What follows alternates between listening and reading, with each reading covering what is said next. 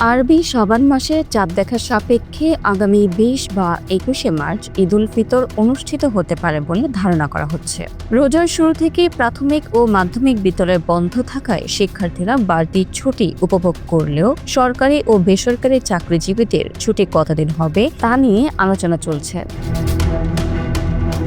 সরকারি ছুটির তালিকা অনুযায়ী এবার ঈদ উল ফিতরে মোট ৫ দিনের ছুটি নির্ধারণ করা হয়েছে। তবে ঈদের আগের দিন শবে কদরের ছুটি এবং পরে ২৬শে মার্চ স্বাধীনতা দিবসের ছুটি থাকায় টানা ছুটি কিছুটা দীর্ঘ হতে পারে। অনেকের মতে ঈদের সময় বাড়তি ছুটি থাকলে ঢাকা থেকে বাড়ি ফেরা মানুষের ভোগান্তি কমে আসে। প্রতি বছর ঈদের আগে রাজধানী ছাড়তে গিয়ে সড়কে দীর্ঘ যানজট ও গণপরিবহনের সংকটে মানুষকে চরম দুর্ভোগ পোহাতে হয়। ঈদের সময় বাড়তি ছুটির বিষয়টি সাম্প্রতিক বছরগুলোতে সরকারের আলোচনায় এসেছে।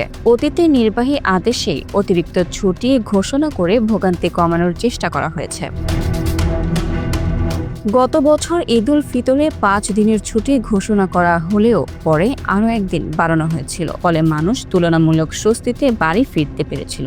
বিশেষজ্ঞরা মনে করেন টানা ছুটি বেশি হলে যাত্রার চাপ ধীরে ধীরে ছড়িয়ে যায় এবং মহাসড়কের যানজট কিছুটা কমে। এবারের ঈদের সম্ভাব্য ছুটির বিন্যাস অনুযায়ী ১৯শে মার্চ থেকে ২৩শে মার্চ পর্যন্ত সরকারি ছুটি থাকবে। এরপর ২৪ ও ২৫শে মার্চ অফিস খোলা থাকবে। তবে ২৬শে মার্চ স্বাধীনতা দিবসের ছুটি থাকায় আবার বন্ধ থাকবে। কেউ যদি ২৪ ও ২৫শে মার্চ নৈমিত্তিক ছুটি নেন, তবে ১৯শে মার্চ থেকে ২৮শে মার্চ পর্যন্ত টানা ১০ দিনের ছুটি কাটানোর সুযোগ পাবেন।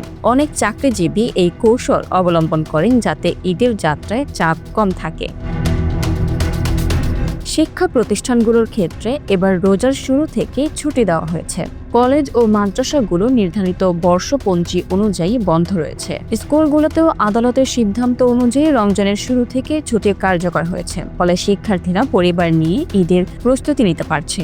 তবে শিক্ষা খাতে দীর্ঘ ছুটির ফলে পাঠদানের ক্ষতি নিয়ে আলোচনা রয়েছে।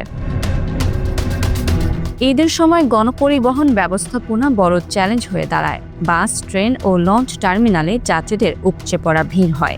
অনেক সময় টিকিটের সংকট দেখা দেয় এবং অতিরিক্ত ভাড়া আদায়ের অভিযোগ ওঠে।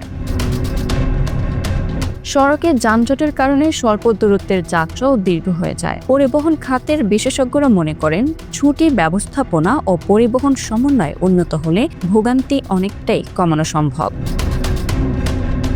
সরকারের পক্ষ থেকে জানানো হয়েছে ছুটির সময় ভোগান্তি কমাতে নানা উদ্যোগ নেওয়া হবে। মহাসড়কে নজরদারি বাড়ানো, অতিরিক্ত যানবাহন পরিচালনা এবং টোল প্লাজায় সুশৃঙ্খল ব্যবস্থাপনা নিশ্চিত করার কথা বলা হয়েছে। পাশাপাশি মানুষকে ধীরে ধীরে যাত্রা শুরু করার পরামর্শ দেওয়া হচ্ছে যাতে একসঙ্গে চাপ না পড়ে।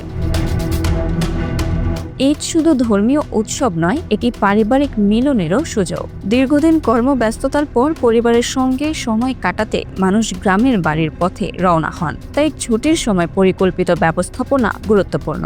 বিশেষজ্ঞদের মতে সরকার, পরিবহন কর্তৃপক্ষ ও সাধারণ মানুষের সমন্বিত উদ্যোগই ভোগান্তি কমাতে পারে। সব মিলিয়ে এবার ঈদ উল ফিতরের ছুটি নিয়ে আশা করা হচ্ছে সঠিক পরিকল্পনা থাকলে যাত্রাপথে দুর্ভোগ কিছুটা কমবে। তবে টানা ছুটি বাড়ানো হবে কিনা তা সরকারের সিদ্ধান্তের ওপর নির্ভর করছে। নাগরিকরা চাইছেন ভোগান্তি কমাতে বাস্তবসম্মত ব্যবস্থা নেওয়া হোক, যাতে ঈদের আনন্দ নির্বিঘ্ন হয়। Bangla affairs news desk.